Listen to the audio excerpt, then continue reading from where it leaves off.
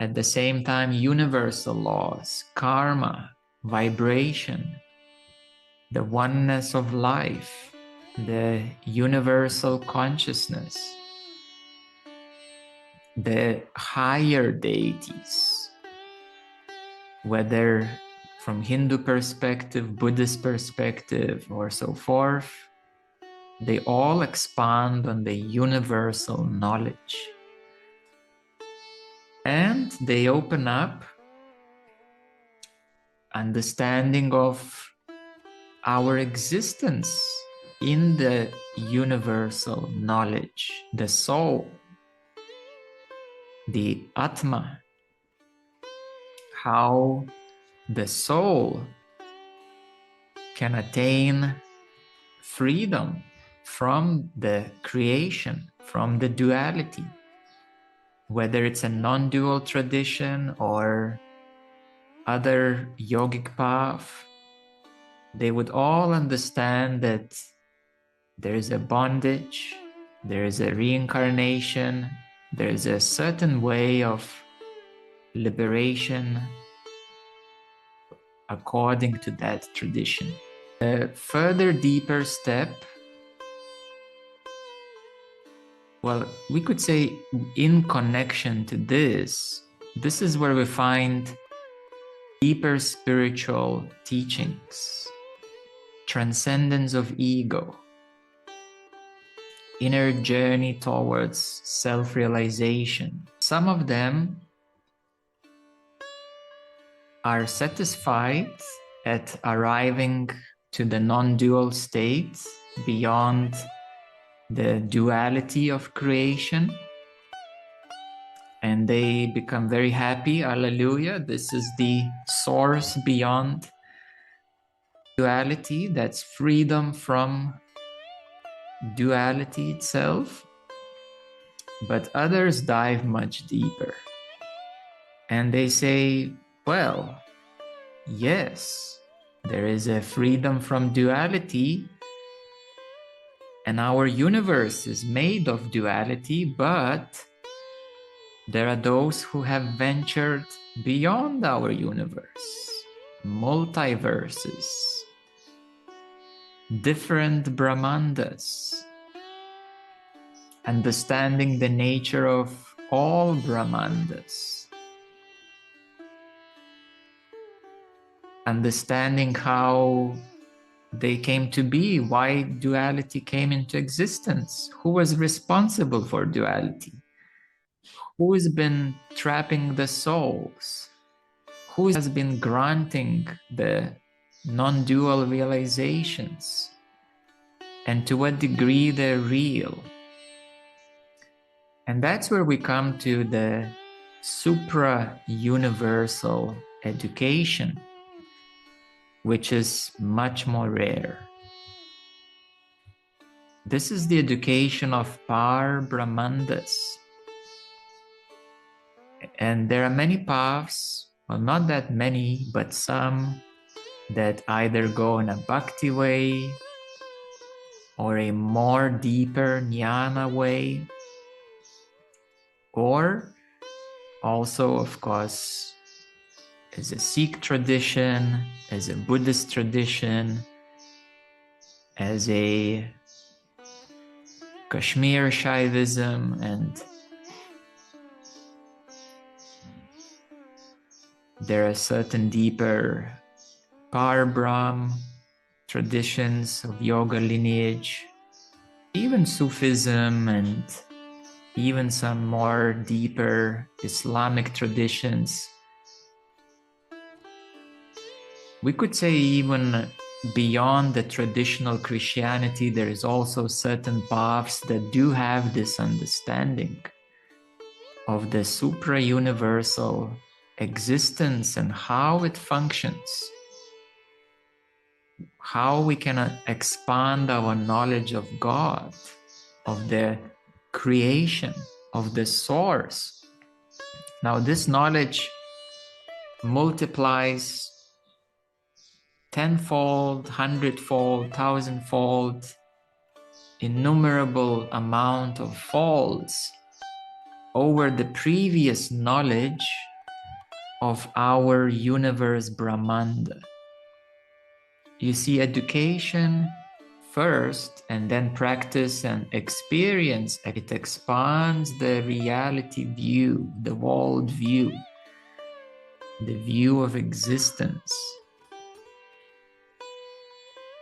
So that's where the deeper topics of creation are explored, dissolution of universes, grander cycles. In the Banvar Gupa, the whirling cave, one can witness the whirling cycles of Brahmandas, cycles of Par-Brahmandas. This is where mathematics start to fall short, because these ages are, well, Indian mathematics have certain way of counting these things,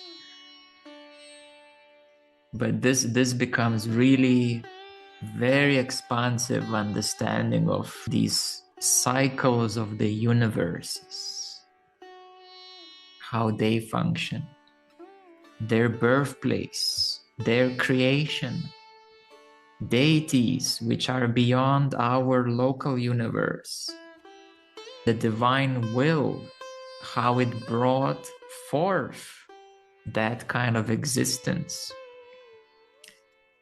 This is already beyond duality, as Par-Brahmanda universes are positive. They don't have duality.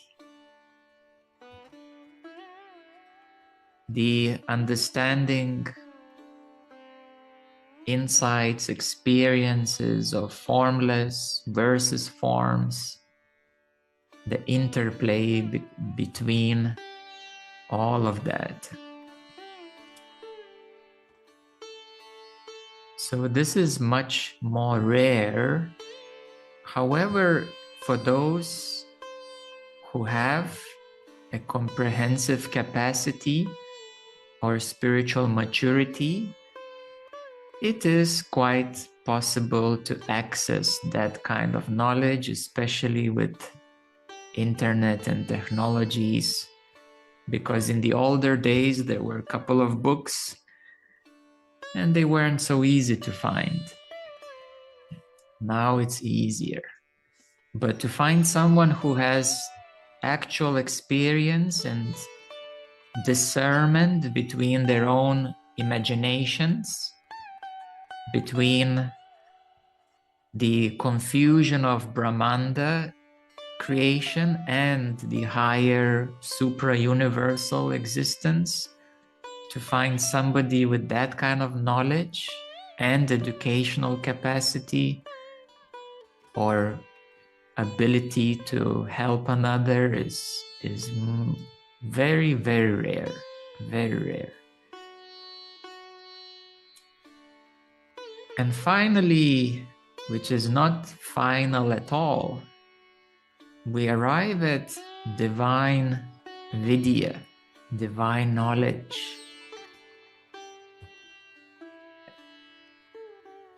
So I'll start with a few quotes that God's knowledge is not acquired. It is inherent in His very existence. To know God is to become God.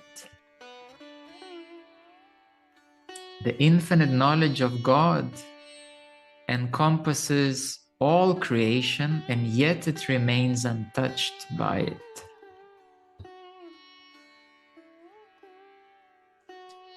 And when the soul finally completes karma and merges into God, it inherits God's infinite knowledge, not as something gained, but as its own eternal reality unveiled.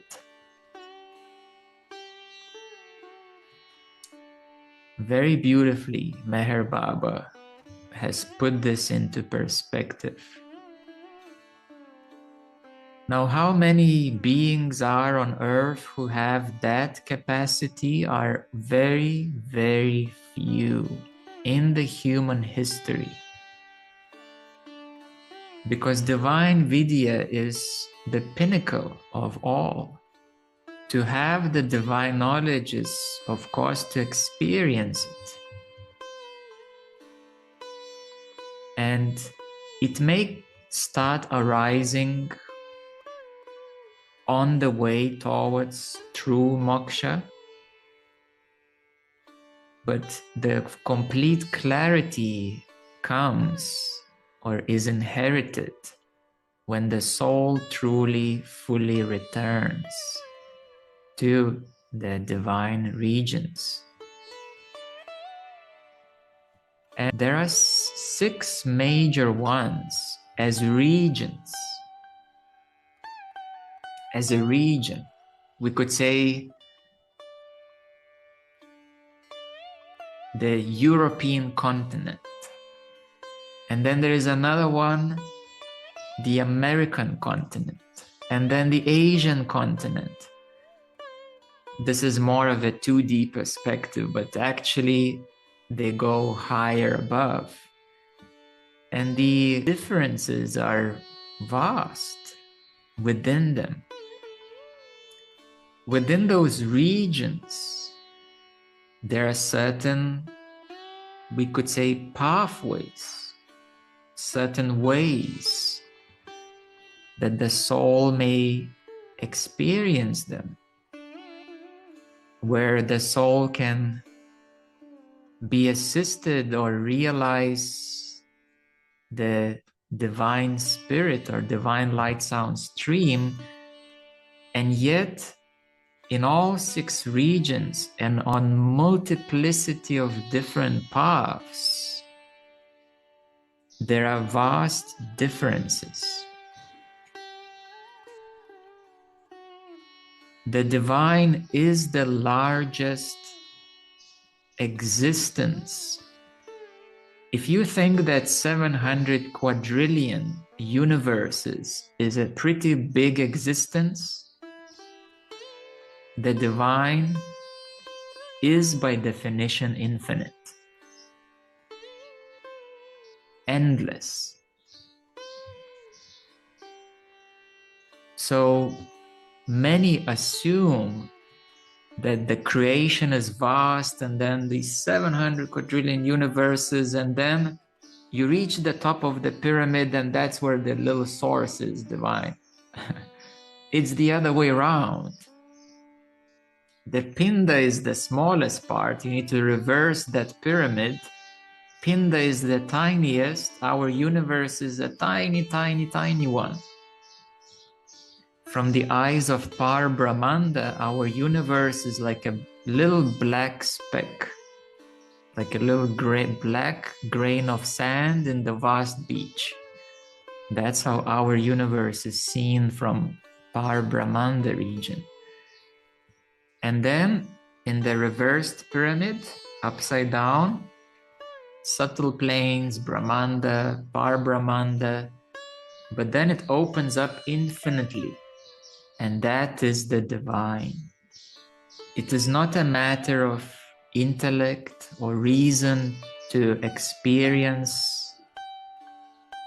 or the divine Vidya is beyond intelligence. It is a state of being in truth without thought, without any faculties of the mind, reasoning, logic, comprehension, perception, insight. And there are ways that we can prepare for this through the various highly advanced spiritual paths. We can prepare ourselves. We can prepare this vessel to be the instrument of God, of divine. We begin to comprehend the divine grace the power of surrender. What is divine love? Devotion is essential. We cannot be assuming that there is only this and that's, the ultimate source, and then to completely ignore everything else. We cannot assume that there is not even more than that. For those who follow, for example, Krishna path, they also assume that Goloka Vrindavana is the highest existence, but actually the divine starts beyond that. And Krishna is one of the beings. And Buddha was also one of the beings. Jesus too, and certain other beings too from various traditions, as mentioned Meher Baba or Sai Baba. But rarely they taught about the divine itself. And rarely anyone on their paths has access or had access or knowledge of the divine. Because even diving deeper into Christianity, it's extremely hard to find anything about those much higher realms or regions of existence. So now you will say, well, hold on. So how is that practical in my daily life? Well, to have practicality in your daily life, you need to learn worldly education. But this is where your inner self can expand infinitely, to align, to vibrate in synchronicity with the new age starseed realms, to vibrate in synchronicity with the cosmic existence. For example, being a devotee of Shiva or Kali or Durga or other gods or goddesses. And for those who vibrate and resonate and synchronize with those aspects of existence, they experience the reality of it.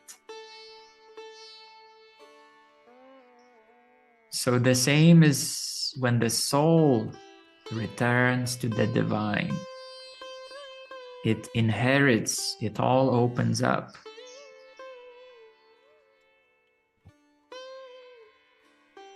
The knowledge or experience. Now that the word knowledge already loses its true meaning, but the divine will, how it functions, divine grace, mercy are all qualities within the divine also. As you may recall,